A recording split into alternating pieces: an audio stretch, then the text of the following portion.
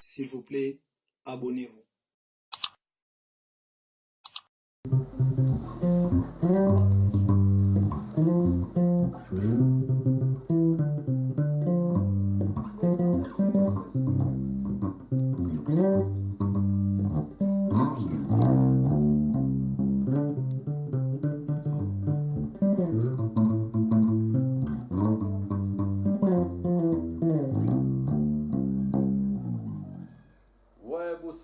S'abonner à la chaîne Papi Masuta HD, le boss. Pour beaucoup de mélodies qui toko mabuma basa beta ka babingunza binkanya batete lotilo babous ni tanzin. Pour beaucoup tango faut s'abonner à la chaîne ya Papi Masuta le boss. Bisous bye. Bana poto partout dans le monde, Bissonion son Papi Masuta HD.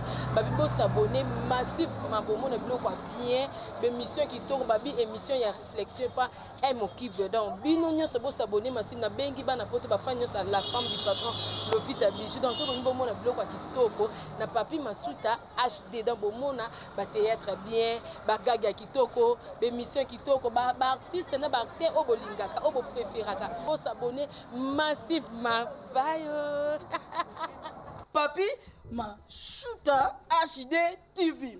Awana Papi Masuta HD TV nyonso majali balobi ba émission ya makashi ba émission ya kitoko ba émission culturelle ba émission politique genre nyonso ya ba émission oyo bolingaka eja kaka na kati ya chaîne oyo o ba théâtre ya malonga ba gagi ya malonga ba artiste na bino fefere oyo bino bo fefera na bango tu bako banda ko défiler a kaka papa ya fierté na ba misusu oyo boyebi wana bako banda ko lekawa na lobi bon s'envoler massivement bon s'envoler na chaîne oyo Papi Masuta HD TV. Papi Masuta TV, you are my chaîne, you are my luck, you are my name, you are my voix, you are my tout. Et chaîne oyo je bomara. C'est pas trop mimi, c'est très gibolant. I love you Papi Masuta TV. On est là. Il y a des chaînes, je dis bien, il y a des chaînes. Mais il faut chercher quelle chaîne? Il faut chercher une chaîne de qualité, une chaîne de savoir-faire, une chaîne supérieure. Maintenant, on a cette chaîne-là, Papi Masuta HD. Je dis bien Papi Masuta HD. Abonnez-vous. Moi, Alain, je suis déjà là. Babylone, il y a qui toque, il y a qualité, il y a bien. Bah, télédramatique, il y a bien. Bah, gag, il y a bien. Bah, missions sociaux, culturelles, il y a bien. Mais on a encore une grande émission de réflexion. Réflexion plus. Mais ce Rotalim a représenté émission une grande dame très intelligente. M. Kib. Moi, je l'appelle M. Kib. Voilà, abonnez-vous massivement. Je dis bien massivement. Bon luka te. Bon zappé te. Papi Masuta HD. Ndemakam. Qui toque. S'il vous plaît, abonnez-vous.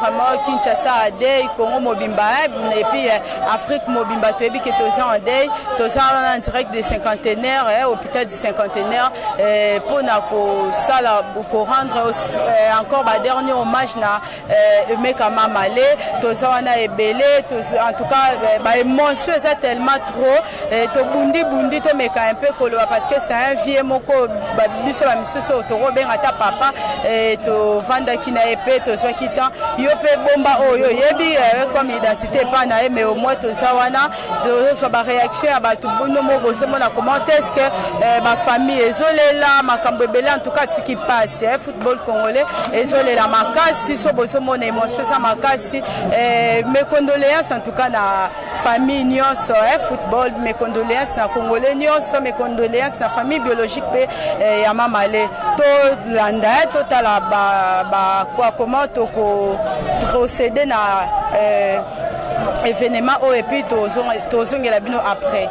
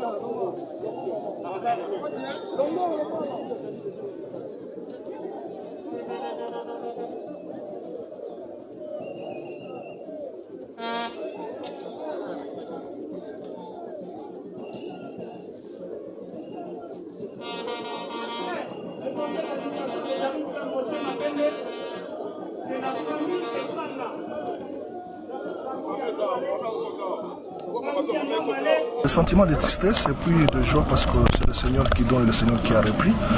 Mais nous sommes venus honorer un grand joueur qui a fait le bon temps, surtout nous en tant que d'abord Irmanien. Il a été beaucoup pour nous et puis surtout pour l'équipe nationale. Vous savez ce que c'était passé au Burkina Faso. Donc c'est un joueur qui a marqué son époque. C'est pourquoi nous sommes venus personnellement honorer sa mémoire. Nous l'avons recruté par l'entremise du président Olivier Birler. C'était un moment difficile où Daring était en une mauvaise position.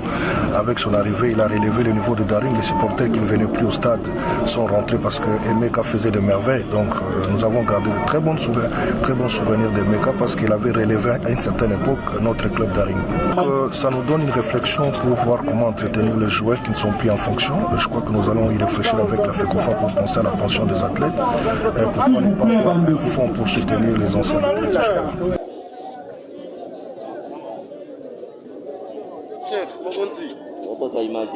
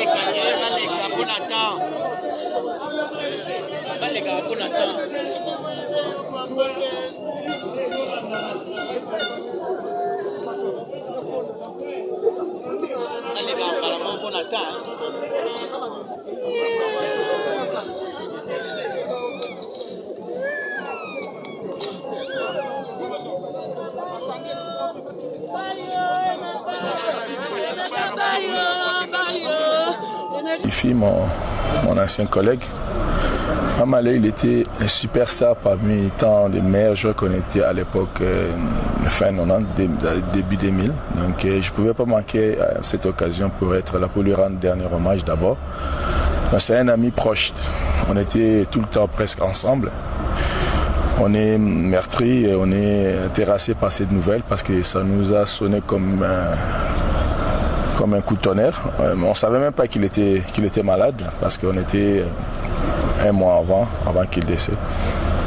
Voilà, c'est triste, mais c'est dommage. Mais aujourd'hui, on est tous réunis pour lui rendre un bel hommage. Un joueur bourré de talent, en même temps technique et de qualité physique. Il était vraiment un battant, un travailleur sur le terrain. Et il nous facilitait la tâche par ses mouvements et sa conservation technique. Mais en même temps, Mamalé était un joueur mal compris. Parce qu'il n'était pas mauvais. Mamalé défendait tout le temps le groupe. Il était le superstar, il faut l'accepter. C'est comme ça. À chaque époque, il y a un leader. Lui, il était leader. Mais à chaque fois, il revendiquait. Il revendiquait pas personnellement pour lui, mais il revendiquait pour le groupe. En ce moment-là, tout le monde tirait ses boules sur lui. Comme quoi, il revendique un peu trop. Comme chez nous, c'est tout le temps comme ça. Quand quelqu'un revendique ses droits, à ce moment-là, il devient impoli. On a caricaturé Mamalé, mais Mamalé était mal compris. Et c'était un bon garçon. Moi qui étais proche de lui, c'est un gars très sympathique et attachant en même temps. Voilà. Nganzaki gardien de l'équipe nationale. Nazaki na Afrique du Sud, en 96 wana. Nazaki na équipe nationale. Ba benginga na équipe nationale na kita, na Kinshasa. Bato bazali kona babike petit moko ya imana Mamalé. Il faut me mêler cadeau. Cadeau le quoi nini botine. Lé la commune entraînement ya Lopar na Martyr na moni Mamalé. Na bina ni Mamalé awa. Ba bisinga yeyo. Oh vieux mairie yemo aye oh vieux américain na yenga petit bato Afrique du Sud ba pesa ki cadeau ya botine. Na sana botine ngwa ya Copa Mondiale. Na su botine na pesi na entraînement. Alatika mbala moka bandi entraînement. Mais azaraki pensa petit moko très courageux. Bato mso ko moni ba voyou, bato mso moni ba teti, bani bo. Wana c'est que esprit na ye. Mais petit azaki pensa petit moko respect. Pour na sekna équipe nationale, mukolo to zaki na yeto bandaki to bani entraînement équipe nationale. Tindi to ko beta compétition Coupe d'Afrique na Afrique du Sud. Na zaki na petit tendenge petit, basali makamba tuninga, basali makamponga ko beta na Afrique du Sud. Makambo nyonso basali batuninga ba bibe petit wala ndenge ninga bite wana za bon joueur. Ndenge basaki ba makambo na ipo atika na Afrique du Sud. Wana zaki ma problème ba dirigeant na bango nde ba yokala ki pona ye atika na Afrique du Sud. Mais équipe ya DSMP o esali pour abeter l'équipe nationale, pas internationale. Ko epo bimsa makasi yango zaki équipe nationale. Mais avutaki ndena derink, do makambo nyonso na derink. Donc ndenge moni petit na beti bali ya makasi esaki mana. D'abord le sentiment de tristesse. On a perdu un grand joueur, un monument. Mamalé Emeka Esanga Mamalé. Aussi un sentiment de joie parce qu'il a laissé ses empreintes. Parce que Mamalé fut un grand joueur comme je l'ai dit. Mamalé il a servi d'abord ses clubs. Il a servi surtout à la nation à travers les Léopards. Il a joué 3 CAN successives, 96, 98 et 2000. Mamalé est parmi les rares joueurs congolais qui a joué au Congo, donc chez nous au pays, en Afrique, en Europe et en Asie. Donc c'est un joueur qui a fait presque le tour du monde, mais une carrière teintée de beaucoup d'exploits, teintée de beaucoup de performances. Mamalé nous a laissé dans un vide, mais nous penserons toujours à lui. Il est parti à la fleur de l'âge, mais que voulez-vous, c'est la volonté de Dieu. Toute la nation lui rend vraiment les hommages. Nous remercions le gouvernement à travers le ministre de sport Amos Mbayo. Et Mamalé restera toujours un grand dans le monde du football.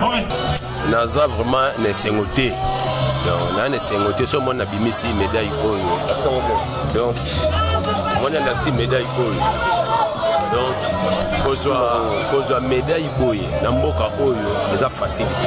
Mais pas na biso na ko ba net eza Congo bololo. Toza na Congo moko eza bololo. Donc ceux qui te y est pas nesengote. Donc tu mérites ki biloko oyo. Mais ko mériter liwa eza na ndenge oto omonela ngote. Donc toza na souci ya makasi de to bungisi moko na biso na kati ya elisanga ba sportif. Donc aza icône ya mboka oyo na façon à koufeli na façon de vivre pour le moment tout ça vraiment hérité na autre scène pour la mboka. Le second lieu de Sanga les lobes pour la corps ya mamalé ou atiki biso ça se passe mingi to vani to zaki na ye ba regret ba souci le log e bomi mamalé eza ba souci parce pas qu'il était que o boeza boeza ba souci mais to zala mawa mingi de zo maninga o lobate pour zo penser ma comme belé oyo azali que yanga oya lemba azaki le que yanga lemba na pesa ba conseil belé yepe a contribuer bien na vie na ngai mbongo ni biso to zo mbongo ni to zo Tozoa, exemple, Tozoa neti 100 000 avec 27 personnes. Au Kabulango, comment à Burkina Faso 100 000. Au Kabulango, combien à Burkina Faso au Tozalaki 100 000, tu sais que tu viens à 2700. Ils sont mon il y a joueurs à 2700. C'est mais à 3 000, à 5 000 ou 10 000. C'est un garçon qui vient. C'est ça va te belé. Après ça va te belé.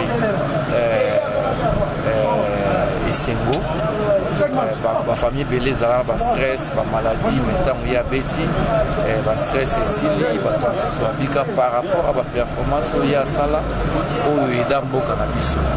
Et le tonsus na bolo ba c'est quelqu'un va ba connaît l'intérêt général, pas l'intérêt personnel. Et moi on yoka ba slogan bon qui bat les belés, ba tout ba interpréter comme ma mais en fait il voulait dire que nous tous ensemble nous sommes sur photo s'est retrouvé nous sommes sur les photos qui nous sommes sur les photos donc c'est en ce sens là donc naebi mamalé depuis Kala voilà nazana photographe il na Kala azala qui très proche na Kate parce qu'il a reposé mais on se voyait on s'est parlé et de écouter en équipe nationale après de écouter na Mazembe. Et voilà, donc nous sommes très émotionnés. On a départ naïe, c'est la volonté de Dieu. Il faut s'opposer à la volonté de Dieu, même si tu s'opposes, la volonté de Dieu prône toujours. Donc, tu y as le poto, tu accompagné la dernière demeure naïe, avec beaucoup d'honneur, beaucoup de dignité. Nani abasebenzanga lisusu babale Nzambe nasengi Nzambe batela ngai pesa ngai mamale place ya malamu po asali mingi na mboka na biso asali makambo ebele aide mpe bato ebele kaka lelo ngai lelo natikali mamale ntango ngai nabelaki ayaki kotelanga ntina hopitali me nayoka lelo mamale akufi atiki ngai esali ngai mawa mingi nani oyo akosepesa ngai lisusu lokola mamale mamale azalaki leki moko epa na ngai akosi leki te akomaki lokola camarade na ngai ekoleka 2 jours te fo aleka na ndako epa na ngai kaka mwa bamikolo confirme esali nazali surpris bayebisi ngai tolandi communiqué mamale akufi yango wana esali biso mpasi toyei kosangana mpona kotala ye ya mbala ya suka mais eloko naza kosenga esali ngai kaka mpasi naza kosenga ntuka na bakonzi ya mboka oyo baza kokamba biso na kati ya mboka oyo mpona likambo ya baancien joueur. Ça veut dire baancien joueur soki na babi gouvernement ekoki kozwa charge ya baancien joueur nyonso tu te mpo so batangi biso nyonso tobeta bale mais mpona mawa bakanisa ata bato babeti na équipe nationale batomboli drapeau ya mboka na baoyo babeti joueur nyonso aleki na vita na imana wana nalobi mpo na vie de Kinshasa. En tout cas eza pasi mpe mawa soki otali ezali critique te ezali bavie oyo bandeko baza komene eza pasi. Mamale accueilli vraiment naza koregrete mingi mpona liwa ya mamale donc Zorino amutu na ngai nayebi aza koya na busumelo azokende pas de là wana famille na ngai ntango balobi na ngai akufi nazwaki kutu numero nabengi kutu nani nabengi leki mamale na numero na Vodacom nazwi leki ne alobi na ngai te akufi que son âme repose en paix mais natika ka message na ba joueur musu batikali pour mamale bandosala travail makasi ba travail makasi azalaki bon joueur asepelisaki biso na mboka asalaki makambo malamu donc témoignage yango wana donc eza ebele à part que ça joueur oyebi bien individuellement bon nayebi aza bokilo na ngai mobali aleki na ngai Merci beaucoup. Maintenant, conseil nini au pesa na ba joueur mosusu surtout pe ba konza mboka. Bon, rapport ndengo moni organisation ya matanga o eleke. Bon, conseil on a au pesa na ba joueur ba landaka exemple muninga na bango. Ndenga zaki bon joueur, bango pe ba continuer kaka ba landa lokolo na ye. Bon, pona ba konza mboka na linga ina lobake, il faut ba pesa bango honneur tant bazana nous vivant que tant ba kufi boye to moni honneur tandis que biso moko na kati ya famille to mona ki boye te. Kota la vie ya Mamale, ba fait da so beti ba la succès. Ba ça très différemment na ba Poutou, ba merveille bopé, ba bolingi, ba Isama, ba nini. Via beti ba la succès le levé à se retrouver nulle part. Ana lopango bien te, santé bien te, mamunezo tambola te. Vers côté déjà monde à quitté. Pourquoi? Hôtel là-bas bien fait. N'enga servi moko na biso Congo. À cause de monter dans niveau en até. Pour ça exemple, biso tu maman aller la balle, gauche, maman aller la balle. Mais le lot total il finit pour moi ça kedal. Mais nous conseillons le gouvernement en tout cas nous avons adressé Mingi. Le président de la République son excellence monsieur Félix Tshisekedi. En tout cas président me ka un peu ko subsider famille à Mamale à sali trop président à sali trop bon récompenser bon sunga bala naye bon sunga mwasi naye na ko senga ba journaliste ya net ya YouTube en tout cas bon sunga vraiment famille à Mamale bon panza sango bon panza sango pour ba être vraiment ya ceux qui n'ont senga mina ba mettre poto mettre chura bon imbattable mettre un pays dari mettre Elisede Maître Giga, Maître Zamuzu, Maître Gila Loboko, Maître Lour Mwamba. Na biso tout ba judoka dans l'équipe nationale, Maître beau soutenir, Maître Bobo Ependa, en tout cas beau soutenir famille ya Mamale, beau soutenir pena famille ya Mamale et cause la mien. Ai nazali coach ya mwana nae Amlek, azana abeta pa ba I13 epa na biso na AG Foot. Yango to ko participer na matanga quoi. Trop jeune déjà na ebaki vieux parce qu'azali grand joueur. Ils sont fans de solo na lemba na GD tout fandi to comme solo v. C'est vraiment quelqu'un qui aimait faire rire, abandon plaisanter ton ma solo mais c'est quelqu'un aussi qui avait du caractère, a la capacité au lebela mutu vérité en face ça ko banga quoi. Souvenir ni na malamu sana opona. Ouais, je me rappelle des dernières fois où à Salari grand match c'était na niveau à Cannes il y a 1998. Vraiment prestation à Ezaki Dikolo et j'ai de très bons souvenirs. Après quand on a vraiment pour n'angatika qui icône à football congolais. En tout cas vraiment na sepela na iko sepena joueur au makasi. A joueur moko atiki histoire na mboka na biso. Et les lonzambe azubo moinae. En tout cas vraiment na minga olobate. Na la posa kaka gouvernement bosunga moi c'est Mamale. Bosunga moi c'est Mamale et cause la bien. Et cause la bien, ça joue à CPL ici toute la population sur le monde entier. Bon soutenir à moi, c'est la minga au bateau, soutenir à l'IPA Santimba, moi c'est Mamale Oyatiki, dans la minga au bateau. Donc l'association y a avancé joueur, mon ibino awa, boyo ko assister bateau, bien ça peut être ko assister pour la matanga. Souvenir ni boza nango pour na Mamale. Bon, toi on a souvenir à bien, biso toyo to ça une formation ya entraîneur hein.